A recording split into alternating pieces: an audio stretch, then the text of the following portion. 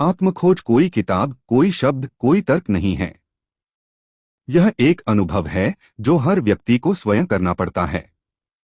महावीर ने कहा, जो स्वयं जागेगा वही जान पाएगा।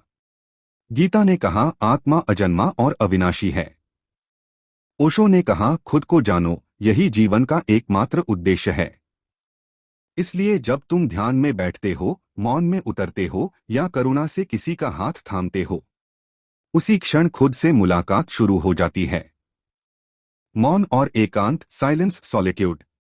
मौन केवल चुप रहने का नाम नहीं है। मौन का अर्थ है भीतर के शोर से दूर होना।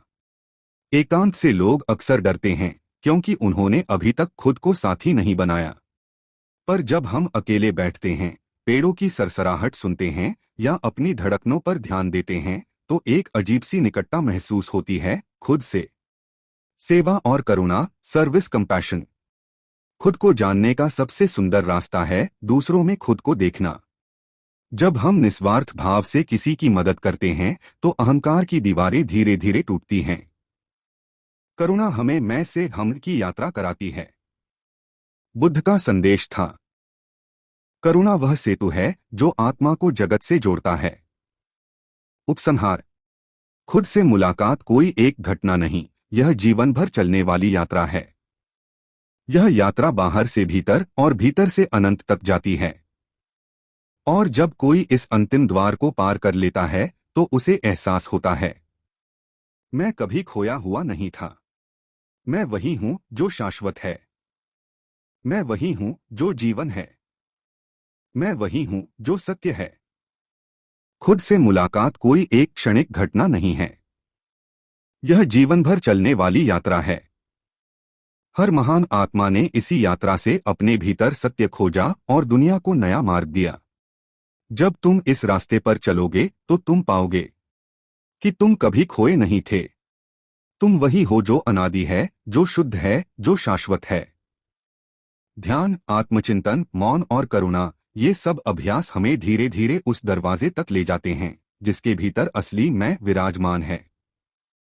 जब यह मुलाकात होती है तब पता चलता है कि हम विचार नहीं हैं, न ही समाज की परिभाषाएं, न ही क्षणिक भावनाएं। हम उस चेतना के अंश हैं जो सदा मुक्त, सदा शुद्ध और सदा शांत है। खुद को जानने की यात्रा का कोई अंत नहीं। हर दिन, हर क्षण यह सफर नया रूप लेता है। कभी यह मौन में डूबकर घटित होता है, कभी सेवा और करुणा में, कभी प्रेम में, तो कभी जीवन की साधारण घटनाओं में। असली मैं कोई लक्ष्य नहीं बल्कि यात्रा है। यह यात्रा तब तक चलती है जब तक मनुष्य सांस लेता है। और शायद उसके बाद भी। यह पुस्तक केवल शब्दों का संग्रह नहीं, बल्कि एक दर्पण है जिसमें झांककर हर पाठक अपने भीतर उस शाश्वत सत्य की झलक पा सके। हम अक्सर दुनिया को बदलने का सपना देखते हैं, लेकिन असल परिवर्तन बाहर नहीं, भीतर से शुरू होता है। जब इंसान खुद को पहचान लेता है तो उसके भीतर का प्रकाश दूसरों तक फैलने लगता है, और वही प्रकाश धीरे धीरे पूरी दुनिया को बदल देता है। अंतिम संदेश, दुनिया को बदलने से पहले खुद को जानो, क्योंकि जब तुम खुद से मिल जाओगे तो दुनिया को नया देखने का नजरिया अपने आप जन्म लेगा।